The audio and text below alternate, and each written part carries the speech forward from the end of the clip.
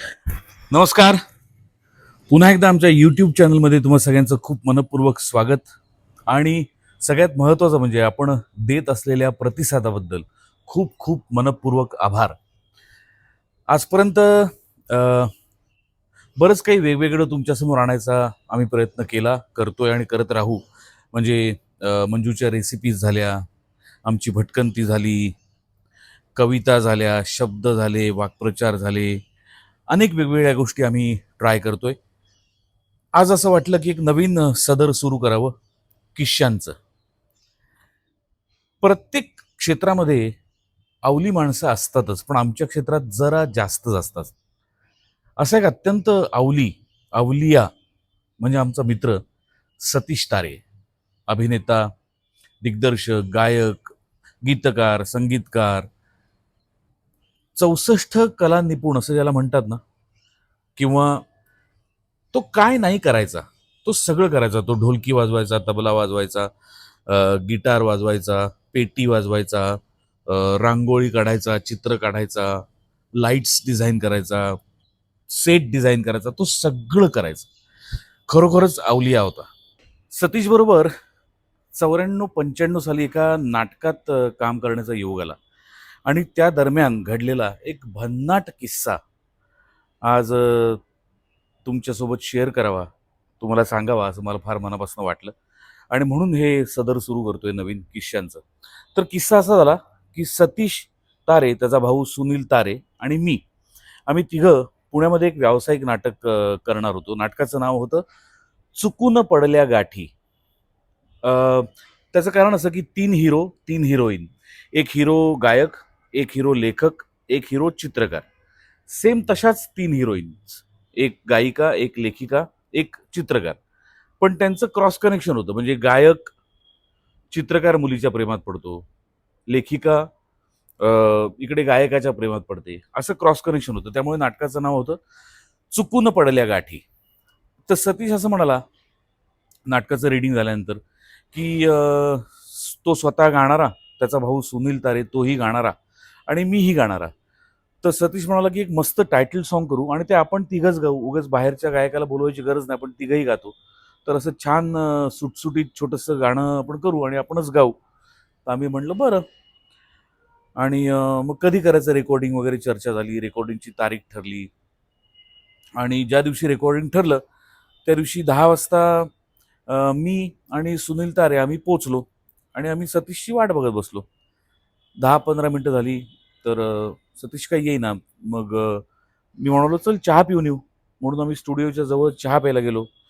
चहा पिण्यामध्ये एक अर्धा तास गेला.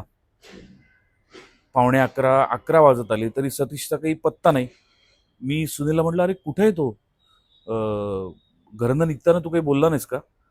तर सुनील म्हणाला अरे त्याचा एका नाटकाचा वाई का सातारा कुठेतरी प्रयोग होता. तो संपून तो पहाटे घरी आलाय. 5, 5:30, 6च्या सुमारास. त्यामुळे तो कदाचित झोपला असावा. मी एकदा फोन करून बघतो. तेव्हा मोबाईल्स नव्हते, लँडलाईन होत्या. त्यांनी फोन करून बघितलं तर फोन सतीशनेच उचलला. सतीश म्हटलं काय रे? तर सुनील म्हटलं अरे आम्ही वाट बघतोय रेकॉर्डिंगला. तर सतीश अर्धवट झोपेत होता. म्हटलं कसलं रेकॉर्डिंग? सुनील म्हणाला अरे आपल्या गाण्याचं, नाटकाच्या आपल्या टायटल सॉन्गचं. तर तो म्हणाला अरे बापरे आज करायचं होतं? सुनील म्हटलं हो, मी आणि प्रसाद वाट बघतोय तुझी. तो म्हणाला आलो आलो, पटकन आवरतो आणि येतो. अर्ध्या पाऊण तासात आला सतीश. तोपर्यंत 12 वाजले होते. सतीश म्हटलं हा चला काय करायचं गाण्याचं? तर सुनील असं त्याकडे बघायला लागला आश्चर्याने. तो म्हटलं काय करायचं म्हणजे? गाणं रेकॉर्ड करायचंय. सतीश म्हटलं हा मग चला करूया रेकॉर्ड. तर सुनील म्हटलं गाणं कुठे आहे? सतीश म्हटलं गाणं कुठे आहे म्हणजे? सुनील म्हणला अरे तू लिहिणार होतास गाणं. तू म्हणालास ना आपण तिघं मिळून गाऊ, मी लिहितो. तेव्हा सतीशच्या लक्षात आलं अरे बापरे गाणं लिहायचं राहिलंय. सतीश म्हणाला ओके ओके, एक 5 मिनिटं द्या, मी पटकन गाणं लिहितो. आम्ही म्हटलं बरं. आणि मग तो लिहायला लागला. तर 5 मिनिटात त्याने जे गाणं लिहिलं ते साधारण असं होतं की संसारी ते रमून गेले, जुळली अबोल नाती. संसारी ते रमून गेले, जुळली अबोल नाती. ब्रह्मही हसला मनी पाहुनी, चुकून पडल्या गाठी. इतके गोड शब्द, इतके अप्रतिम शब्द सतीशने 5 मिनिटात लिहिले. आणि तो म्हणला हा झालं गाणं तयार. सुनील म्हणला आता चाल लाव. तर तो म्हणला चाल पण मीच लावायची. तर तो म्हणला हो हो हो हो.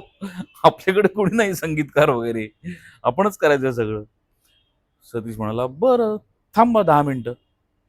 आणि मग 10 मिनिटात त्यांनीच लिहिलेल्या शब्दांना सतीशने फार गोड चाल लावली. थोडीशी मी तुम्हाला गुणगुणून दाखवतो, कारण मी स्वतः ते गाणं गायलं होतं.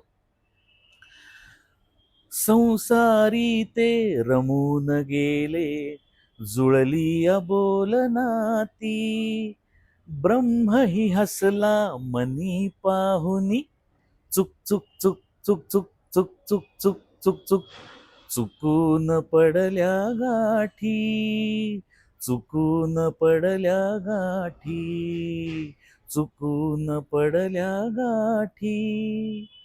इतकं अप्रतिम त्यांनी पटकन कंपोज केलं आणि आम्ही तिघांनी ते गाणं मग रेकॉर्ड केलं. त्याच नाटकात मला आता नक्की आठवत नाही, मी कदाचित म्हणजे गीतकार आणि संगीतकार या दोन्ही बाबतीत चुकू शकतो. मी जर चुकलो असेल तर ज्याचे शब्द आहेत आणि ज्याचं संगीत आहे त्यांनी मला माफ करावं.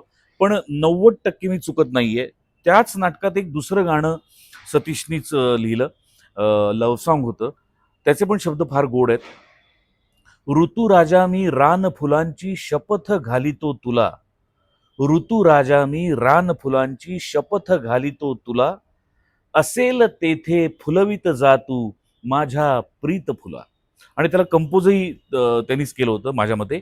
आणि त्याची चाल अशी होती, ऋतुराजा मी रान फुलांची शपथ घालितो तुला, असेल तेथे फुलवित जा तू माझ्या प्रीत फुला, माझ्या प्रीत फुला. किती गोड कंपोजिशन, किती गोड शब्द. असा अवलिया होता आमचा मित्र. क्षणात सगळं करायचा, स्वतःच लाईट डिझाईन करायचा, स्वतःच्या नाटकाचं सेट स्वतः डिझाईन करायचा. कपडेवाला आला नाही तर सतीशनी कित्येकदा इस्त्री केली आहे, लाईट स्वतः ऑपरेट केलेत. असा अवलिया होता सतीश तारे. फार लवकर गेला बिचारा. सतीश, आज तू हवा होतास, खूप मजा आली असती, पण तुझ्या कामाला, तुझ्या पॅशनला आणि तुझ्या कलेला खरोखर सलाम. तुम्हाला सगळ्यांना हे नवीन किस्स्यांचं सदर कसं वाटलं मला नक्की कळवा. अजून कुणाकुणाबद्दल तुम्हाला किस्से ऐकायला आवडतील ते सुद्धा मला कमेंटमध्ये नक्की कळवा. आणि आमच्या चॅनलला असाच पाठिंबा देत राहा, प्रेम देत राहा. धन्यवाद.